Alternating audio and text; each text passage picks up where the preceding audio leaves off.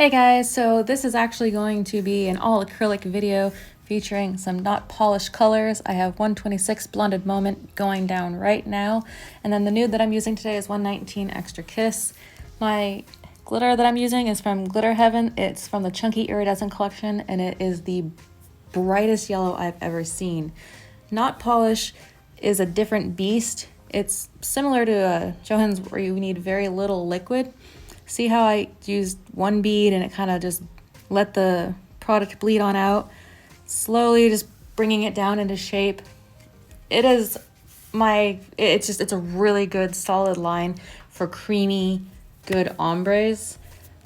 It's got strength built into it. It's one of those 2-in-1s where you can use it as a dip.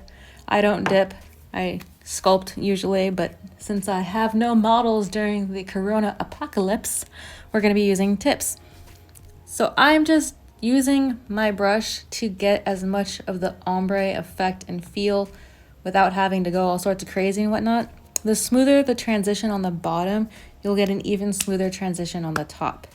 So here I'm just applying it. I call this like a Modesto pink. It's like a bright Fresno pink. Just a really cool kind of rosy pink. It's very bright compared to the normal subdued nude that I usually use. They have one that's called Nude Panther, number 102, and that is quite luscious as well. But I wanted something, I wanted pink lemonade. I saw an inspiration from someone, I don't know who off the top of my head. There's so many nail ideas in my brain right now. I feel like my brain cells just have died off since the Corona apocalypse. So I'm just going to smooth that down. For the next nail, I'm going to start at the opposite. I'm going to do the pink first. Whenever I'm doing a colored ombre, like a solid color, you can have shimmer or whatnot, but a pretty solid, opaque color, I like to do that on the very free edge first. If I'm going to be doing a glitter ombre, I like to use the pink first and then have the glitter kind of cascade an ombre on top of it.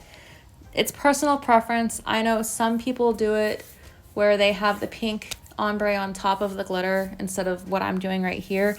I personally don't like to do that because I like glitter to sparkle, and then if you put the nude on top of it, it kind of mellows it out. It's a cool different effect. You guys have seen me do it a couple times in other videos, but when I want a bam glitter, here it is, I usually do it on top of the pink and then kind of cascade it with my brush to make the ombre effect. See how I'm just using my brush to gently just kind of guide it? I am going to be very honest with you guys. I did mix this glitter with acrylic because personally, I feel like I get a very thin application when I mix it together. You don't really have to. You can leave it dry and just kind of do the double dip with the clear acrylic into the glitter and then onto the nail. Personally, I didn't do it. I like it this way. Here I'm going in with my Blended Moment, and see, I'm just going to set it there. I'm going to wipe up my brush a little bit, flatten it when I wipe it, and then just slowly press it down to make the ombre. This isn't going to be a full nail or anything. It's just going to be an ombre of the glitter going into a clear tip. I love this effect. It's probably my absolute most favorite ombre. I love nude ombres all day long, but I love a clear tip glitter ombre. It is life. So I used the yellow color underneath to kind of make my glitter, pow, a little bit more impact. Because if I just went in with this particular glitter, it's a little on the transparency side.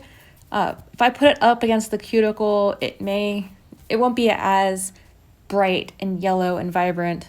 I personally feel that you do need a base color when doing, especially an iridescent glitter. But whenever you're doing any type of glitter on top of a solid, you just have a really nice full impact. Here I did this one wet and sloppy. The reason why I did this one wet is because I'm gonna put the glitter on top of the yellow and pink nude ombre. So this is extra, extra, extra, extra thin. I'm showing you guys all sorts of different ombre methods and fun techniques today with the colors because I love the pink lemonade colors. I think they're so summery and lemony. Here is my very, very, very, very, very thin application, and then I'm gonna go through, grab some of that glitter and make kind of like an S swirly pattern. Just guide it with the tip of my brush. Like I said, I did this one on the more wet side, very thin side, because I needed to keep this as thin as possible. All of these nails, except for the first one, will be encapsulated in clear, and then I'm going to file it and make sure it's all nice and pretty and whatnot. But whenever I do a clear encapsulation, I really want to be mindful on keeping everything as thin as possible. Here is the glitter ombre. See how that glitter just sparkles all the way up into that paint? It's my personal preference, but you guys can do whatever you want. I will leave you guys to some more top coat porn. Thank you so much for watching and have an amazing day. Bye!